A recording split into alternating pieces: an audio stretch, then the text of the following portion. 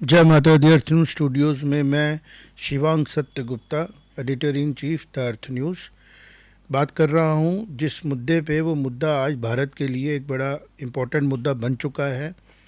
और भारत की सरकार और दिल्ली की सरकार जिस तरीके से उस मुद्दे पे अपना बिहेवियर दिखा रही है वो बड़ा ही अप्रिशिएबल है। संयम से काम किया जा रहा है, अच्छे से हैंडल किया जा रहा है। वो सिचुएशन जो प्रवोक कर रही है भारत की जनता को, किसके बारे में, इसके बारे में कि ये कौन लोग हैं जो सड़कों पे आके एक लॉजिक के बगैर बातें कर रहे हैं। लॉजिक का मतलब है कि क्या बोल रहे हैं क्या नहीं बोल रहे हैं, समझ ही नहीं आ रहा है। क्यों बोल रहे हैं? क्योंकि टेक्नोलॉजी भारत में जिस तरीके से इस्तेमाल की जा रही है वो तरीका बता रहा है कि दोनों ही उसके एस्पेक्ट्स हैं। एक कि इसका गलत इस्तेमाल, एक इसका पॉजिटिव इस्तेमाल। कोई भी एक साइड जो है वो अपना सच नहीं छुपा पा रही है। अगर कुछ लोग किसी इन्फ्लुएंस में आके भारत को डिस्टेबलाइज करने के लिए मुद्दा ढूंढ रहे थे तो उन्होंने बड़ा होमवर्क किया कि हम ये देखें किस पॉइंट पे रिजेक्शन ज़्यादा है। तो ये षड्यंत्र पिछले 12-15 सालों से चलाया गया, क्योंकि 2013 का डाटा मैंने लाया है उठा के, आप उसको देखें। 2013 में ऑल इंडिया मेडिकल एंट्रेंस होता था और स्टेट के अपने एग्ज़ाम होते थे या अपनी अपनी यूनिवर्सिटी के एग्ज़ाम थे, और जो बच्चे बार बार रिपीट करते थे, कलेक्टिव वो डाटा 7 से 8 लाख लोगों का बनता था। पिछले 10 सालों में, 15 सालों में वो डाटा 22 लाख हो गया। जब किसी एग्ज़ाम में 22 लाख लोगों को एस्पायर बनाया जाएगा कि आप सब लोग डॉक्टर बनो, इसके अलावा तो कोई कैरियर ही नहीं है आपके पास, और फिर हमारे पास ट्यूशनें लगाओ, हमारे पास कोचिंग करो, और फिर हम क्या करेंगे, आपसे झूठ बोलेंगे। एक कोचिंग सेंटर खुद ही कह रहा था कि मेरे पास 2.5 लाख बच्चा पढ़ता है। एक वो फिजिक्स वाला कहता है जी मैं तो उससे भी ज़्यादा पढ़ाता हूँ। मैंने 3-4 कोचिंग सेंटरों से एक ही बात समझने की कोशिश की, अगर आप खुद ही कह रहे हो हम 4 लाख बच्चे को मेडिकल एंट्रेंस की तैयारी कराते हैं, तो आप अपने ही कोचिंग इंस्टीट्यूट के 3,10,000 बच्चों को बोलते हो हम आपसे झूठ बोल रहे हैं क्योंकि आपकी सिलेक्शन होनी नहीं, कुछ सीटें ही 90,000 के करीब हैं। ये टेंटेटिव बातें कर रहा हूँ मैं। तो जब रिजेक्शन है 21 लाख लोगों की, क्योंकि उनको मेडिकल की सीट, MBBS की सीट नहीं मिलनी है, और उसमें से जब हम उनकी एफिशिएंसी की बात करें, जिन लोगों का फॉर्म भराया गया कि आपको डॉक्टर बनना चाहिए, उनका एग्ज़ाम लिया गया, तो लगभग 17 से 18 लाख बच्चे ऐसे हैं जो 720 में से 300 नंबर भी नहीं ले रहे हैं। मतलब उनका जो एग्ज़ाम का रिज़ल्ट है वो 30-40% के भी नीचे जा रहा है। तो ऐसे बच्चे जो इस इन्फ्लुएंस में आके पेपर दे रहे हैं कि हमारी सिलेक्शन कोचिंग सेंटर करा देगा क्योंकि हमने उसको फीस दी है, और कोचिंग सेंटर को भी पता है कि मैं नहीं करा पाऊंगा क्योंकि सीटें कम हैं और बच्चे भी उतने अपने आप से मोटिवेटेड नहीं है डॉक्टर बनने के लिए, तो रिजेक्शन होगी। अब एक रिजेक्टेड, एक दुखी, एक इसको बोलते हैं ना कि मेंटली डिस्टेबल आदमी को पहले आप कर रहे हो बाय प्रोवोकिंग हिम, कि आप एक चीज़ के लिए उसको तैयार कर रहे हो, फिर वो उसको नहीं मिल रही है, फिर उसको बजाय इसके कि अपॉर्चुनिटी दी जाए कि वो अपने आप को समझदार बना के देश समाज के बेटरमेंट के लिए काम करे, उसको आप अपने पॉलिटिकल मोटिव्स के लिए इस्तेमाल कर रहे हो। देश के खिलाफ बड़ा बड़ा षड्यंत्र चल रहा है, और ये आज से नहीं चल रहा है, ये 20-25 साल पहले से प्लान किया गया, 10-15 साल पहले इसको लाया गया। क्योंकि कैसे किसी कोचिंग सेंटर को नेशनल इंटरनेशनल फंडिंग मिल जाती है, उसका IPO लिस्ट हो जाता है, फिर वो सड़कों पे आ जाता है, फिर वो सपोर्ट करना शुरू कर देता है, चाहे अग्निवीर की बात हो। पिछले साल भी आपको याद होगा यही PW के लोग जो हैं ये नीट के लेके बड़ा ज़्यादा हाईलाइट किया, और जो लोग सेलेक्ट नहीं होने वाले हैं उन लोगों को ये एडवोकेसी करते दिखे। कहीं पे कोई बच्चा अगर किसी मजबूरी से आगे नहीं बढ़ पा रहा है और रिजल्ट आता है उसका, तो रिजल्ट क्लेम करने चले जाते हैं। टेक्नोलॉजी की मदद से हमें भी पता लगा 15-15 लाख रुपया कह रहे हैं हमसे ले लो और हमें बच्चा ला के दो अपने टीचरों को। आज मैं चाहता हूं कि मेरे को ओपनली मौका मिले इनके सामने बात करने का, क्योंकि मैंने ग्राउंड पे जाके काम किया और इनकी तरह मुझे कभी लालच नहीं हुआ, और ना ही आज है ना कभी आगे होगा कि मेरा कोई इंस्टीट्यूट बड़ा बने। मैं आज भी मेहनत कर रहा हूँ, एक्सपेरिमेंट कर रहा हूँ, देश और समाज को बेटर बनाने के लिए, बच्चों के वेलफेयर की बात कर रहा हूँ, एक जगह से बच्चों को तैयार कर रहा हूँ, 1 स्टूडेंट 1 गोल पे काम कर रहा हूँ, जो ये लोग नहीं होने देते। और आज इनका षड्यंत्र सामने आ गया। इसलिए मेरे आज रिक्वेस्ट करनी है भारत सरकार को, गवर्नमेंट ऑफ इंडिया को और स्टेट की सरकारों को, स्ट्रिक्ट एक्शन लें जो लोग लॉ ब्रेक कर रहे हैं। ये लोग भारत के नागरिक वो हैं जो किसी वायरस का शिकार हो चुके हैं, जो देश के खिलाफ काम कर रहा है। कैसे आप बोल सकते हो कि देश के खिलाफ नहीं है? आज की डेट में जिन ग्रेट लीडर्स की डेथ के बाद आप उनकी याद में बड़े बड़े कसीदे पढ़ रहे हो, इलेक्शन हराई गई थी उनको उस टाइम पे। They have lost the election when they decided to contest. जाइए गूगल करिए, मैं नाम नहीं लेना चाहता, कोई मुझे पर्सनली बोलेगा कि आप किन के बारे में बात कर रहे हो, उन्हीं के बारे में बात कर रहे हो जिन 4 लोगों के नारे लगाने के लिए वो रंका जी बोल रहे थे कि यहाँ 4 लगेंगे। मैं सरकार से हाथ जोड़ के विनती करता हूँ, ग्राउंड पे जाके ये वो स्टूडेंट नहीं हैं जो आपको दिख रहे हैं। चंद बच्चों को भीड़ में इकट्ठा करके ले आना, उनको झूठ सच बोल के मोटिवेट कर देना। जैसे एक सच के पहले बोला गया था जी कश्मीर में तो सिर्फ जुल्म ही किया है भारत की फोर्सेस ने। 20 साल ह्यूमिलेशन के बाद पता लगा कि भारत की फोर्सेस की यूनिफॉर्म हिजबुल मुजाहिदीन के लोग पहन रहे थे, और जो कोई गलती किसी ह्यूमन से हुई उसके ऊपर स्ट्रिक्ट एक्शन हुई। ये भारत है। और आज मुझे इस बात का दुख हो रहा है कि कौन लोग हैं जो इन लोगों को इस तरीके से सपोर्ट कर रहे हैं भारत को डिस्टर्ब करने के लिए। ये बड़ा इम्पोर्टेंट एक टाइम था जब मानसून सेशन में इम्पोर्टेंट डिसीजन लेने की टाइम आ गया था। भारत की सेफ्टी सिक्योरिटी के लिए फॉरेन जो फंड्स भारत में यूज़ किए जा रहे हैं डिस्टेबलाइज करने के लिए, उसको जब कंट्रोल करने के लिए बिल्स आने थे, उसी टाइम पे स्टूडेंट्स के नाम पे उपद्रवी आ गए। कहीं से कोई एक सूडो साइंटिस्ट साहब आ गए और शुरू हो गए बात करना, और भारत सरकार सोच रही है कि इनसे बात की जाए। हो गया टाइम इनसे बात करने का। बात करने का टाइम था 10-12-20 दिन ये मेमोरेंडम बनाते, आपसे बात करते। जिस तरीके से सौरभ दास बात कर रहा है, लिटरली बहुत मुश्किल है अपना टेम्पर कंट्रोल करना। क्यों कर रहा हूँ? क्योंकि प्रोफेशन ऐसा है। और ये जिस तरीके के माहौल बनाने की कोशिश कर रहे हैं, बुरी तरह फेल होंगे वो तो होगा, बट फिलहाल टाइम वेस्ट हो रहा है। फिलहाल इम्पोर्टेंट टाइम है। भारत सरकार स्ट्रिक्ट एक्शन ले इन लोगों के खिलाफ, और इनके पेरेंट्स और इनके वेल विशर्स को मैं रिक्वेस्ट करता हूँ इनके तरफ उस तरीके से ना देखें जिस तरीके से केजरीवाल को चीफ मिनिस्टर बनाया गया। ये कुछ नहीं बनेंगे क्योंकि इनके अंदर ना मेरिट है। वो केजरीवाल जी का भी जो सच था वो सामने आ गया। और मुझे दुख इस बात का हो रहा है कि हमारी पॉलिटिकल पार्टी हैं, तब भी दुख हुआ जब ऑपरेशन सिंदूर हुआ, जब सर्जिकल स्ट्राइक्स हुई, जब हमने बालाकोट किया।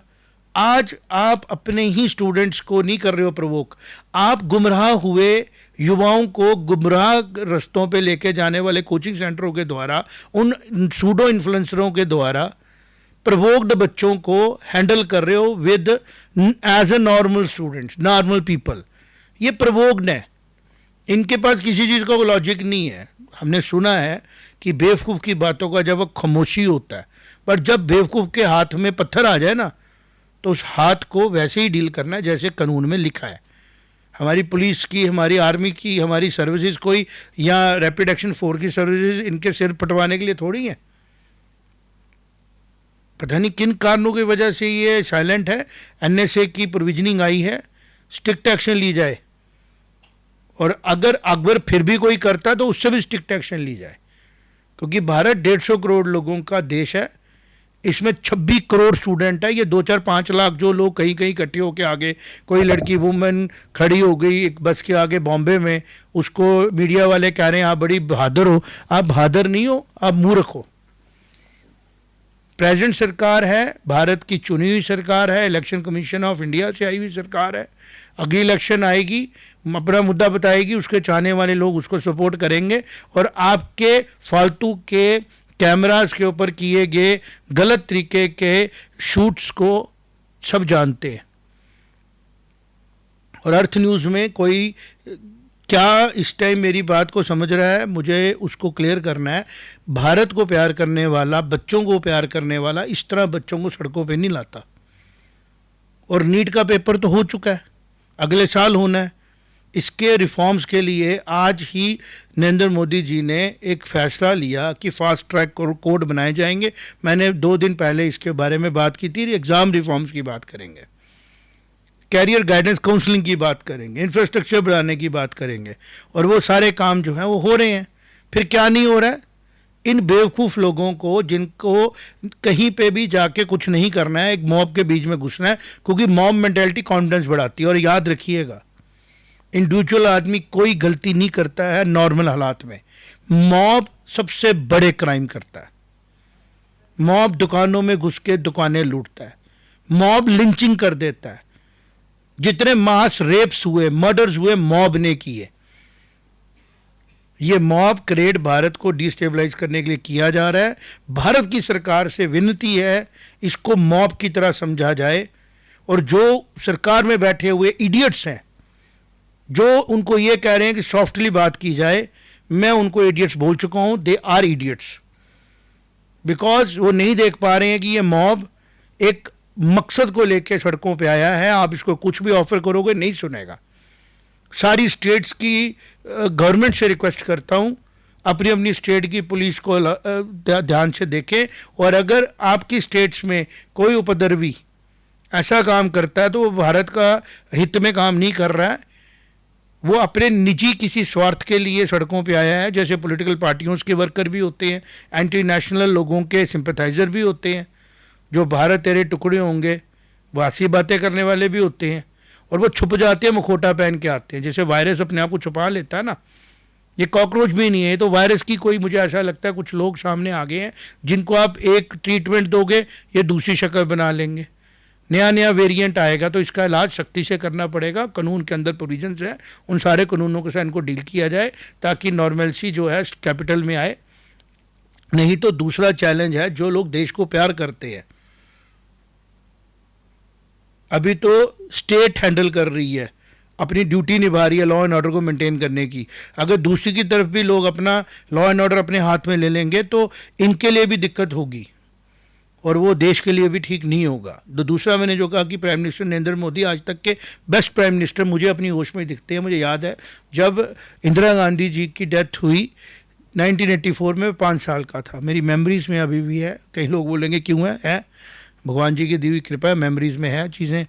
जब पापा को फ़ोन आया लैंडलाइन पे कि इस तरह वहाँ पे उनको गोलियाँ मारी गई हैं, तब तक डेथ उनकी डिक्लेयर नहीं हुई थी। मम्मा हमें लेके आए, मैं भगवान जी की प्रार्थना करने गया कि भगवान जी बच जानी चाहिए, क्योंकि डर लग रहा था पता नहीं क्या हो जाएगा, अभी पता नहीं क्या हो जाएगा।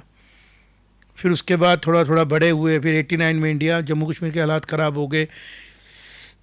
2014 के बाद जिस तरीके से भारत ने टॉप गियर डाला है ग्रोथ का, रिफॉर्म्स का, चेंजेस का, ग्राउंड पे बदलने का चीज़ों को, किसी दिन आज ही बता देता हूँ, मॉडर्न टाइम में जिस तरीके से आप, जो लोग आज दुनिया से चले गए, इलेक्शन हारे थे अपने टाइम पे, आज आपके वो आइडल बना के पेश किए जा रहे हैं। Narendra Modi ji is a living legend. Gujarat का ट्रांसफॉर्मेशन तो एक स्टेट का था, भारत का ट्रांसफॉर्मेशन है। अमेरिकन प्रेसिडेंट के साथ ऐसे नज़र से नज़र मिला के बात करते हैं जैसे उनके इक्वालिटी की बात हो, जो स्वाय नरेंद्र मोदी के हमने किसी को नहीं देखा बात करते हुए। पाकिस्तान की बेवकूफ़ियों के अगेंस्ट उनके घर चले जाते हैं विदाउट एनी क्वेश्चन, दम चाहिए। और फिर जब वो पाकिस्तानी गुस्ताखी करते हैं तो उनको मुंह तोड़ जवाब देते हैं। डेटरेंस भी स्ट्रांग है। एजुकेशन की तरफ उनका ध्यान नहीं था। इस एक पूरे मैच से ये समझ आया, जो हम चिल्ला रहे थे, नीचे से शोर मचा रहे थे कि सेंटर की सरकार को ये बताएं कि एजुकेशन में बहुत बुरी तरह गलत लोग आगे हैं कोचिंग सेंटरों के टीचर्स के रूप में। एक वो मूर्ख इंसान है जो अभी ललन टॉप पे जाके कोई पाठशाला चला रहे हैं, कभी आप में घुस के इलेक्शन लड़ते हैं। एक और है जो कहते हैं सीता माता जो है वो, उसके बारे में कुछ लोग अपशब्द बोलना शुरू हो गए। एक ये बेवकूफ़ आदमी आ गया PWO की जैसा, या 12th की फिजिक्स पढ़ाने वाला है तू, कितना ही तेरा विजन, कितना तेरा सिस्टम है, कौन तेरे साथ फंडिंग कर रहा है, सारा खंगाला जाए, पता लग जाए कि तेरी एक्चुअल में तू क्या कर रहा है। कि 22-23 लाख बच्चों को प्रवोक करना कि तुम्हें डॉक्टर ही बनना चाहिए, जबकि भारत को रिक्वायरमेंट पर ईयर कितने डॉक्टर्स की है। और फिर वो जो उदास हुए बच्चे होते हैं ना, वो घरों में उदास आते हैं ना, तो 19 लाख घरों में दुखी होते हैं वो, क्योंकि हर आदमी को उम्मीद होता है कि ये मेरा बच्चा फॉर्म भरा तो सिलेक्ट भी हो जाए। हमारे भारत में डॉक्टर भी चाहिए, इंजीनियर भी चाहिए, कैमरामैन भी चाहिए, टेक्नीशियंस भी चाहिए, फौजी भी चाहिए, पुलिस वाले भी चाहिए, बिजनेसमैन भी चाहिए, फैक्ट्रियों को हर किस्म का एम्प्लॉय चाहिए। इतनी बड़ी हमारी रिक्वायरमेंट है, क्योंकि 150 करोड़ कंज्यूमर इकोनॉमी है हमारी। फिर भी अनएम्प्लॉयमेंट ये लोग क्रिएट कर रहे हैं, क्योंकि इनको उदासी का बिजनेस करना है, फेलियर का बिजनेस करना है, सक्सेस का तो करना ही नहीं है। अगर सक्सेस का बिजनेस करना हो तो जिस कोचिंग सेंटर को पता है कि सीटें ही 1 लाख या 90,000 हैं, 1 लाख ज़्यादा बच्चे पढ़ाए ही नहीं। स्कूलों में 100% रिजल्ट क्लेम करते हैं, करना पड़ता है, नहीं तो बेइज्जती होती है। 90% आ जाए दुख होता है। इनको मज़ा है, कंप्लाइंसेस कोई करने नहीं है, और रिजल्ट चाहे 2% हो, वही गा के सुनाना है। और पेरेंट्स आम आदमी होते हैं, जहां पे उम्मीद दिखती चल पड़ते हैं। इन्हीं की तरह है वो स्कैमर्स, जो धर्म और जाति के नाम के ऊपर चमत्कार करके लोगों का इलाज करते हैं।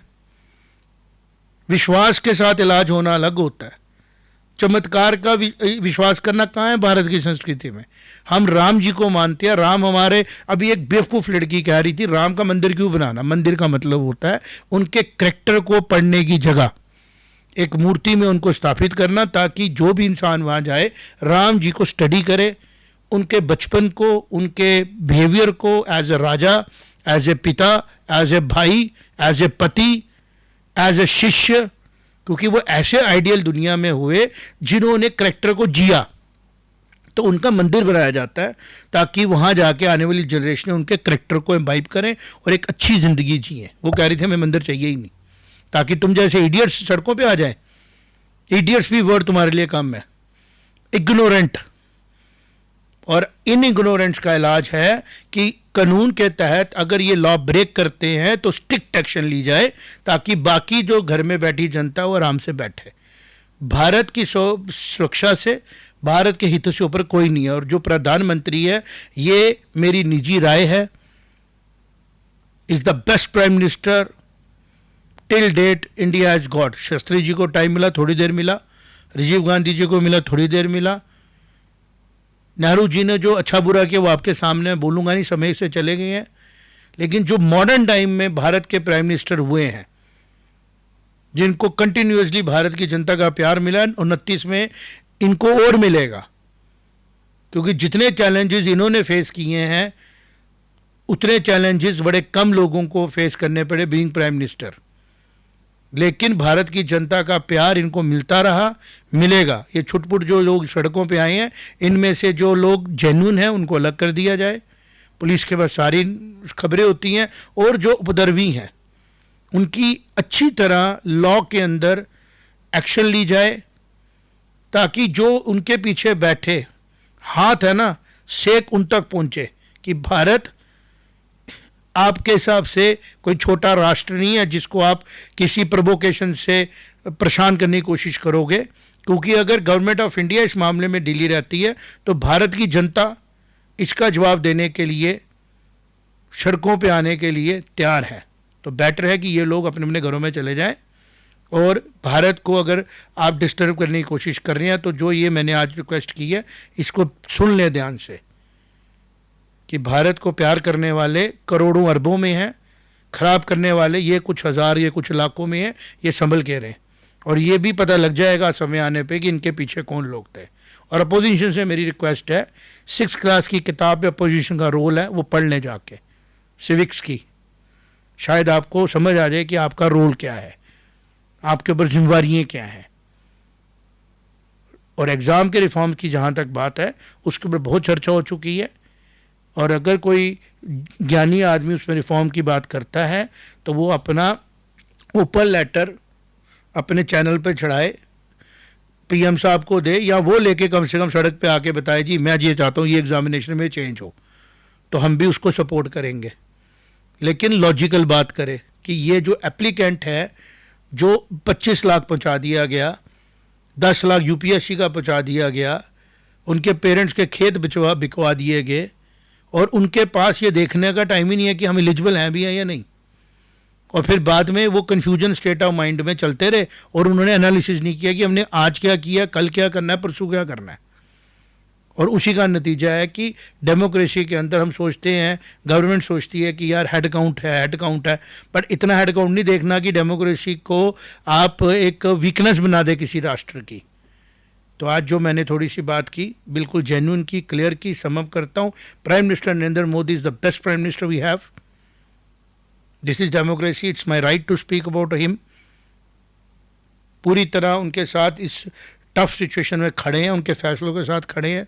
और जो आज ये प्रोटेस्ट चल रहा है, ये totally has gone in to the hands of anti nationals, और एंटी नेशनल्स को वैसे ही डील किया जाए जैसे एंटी नेशनल को डील किया जाना चाहिए। जय माता दी।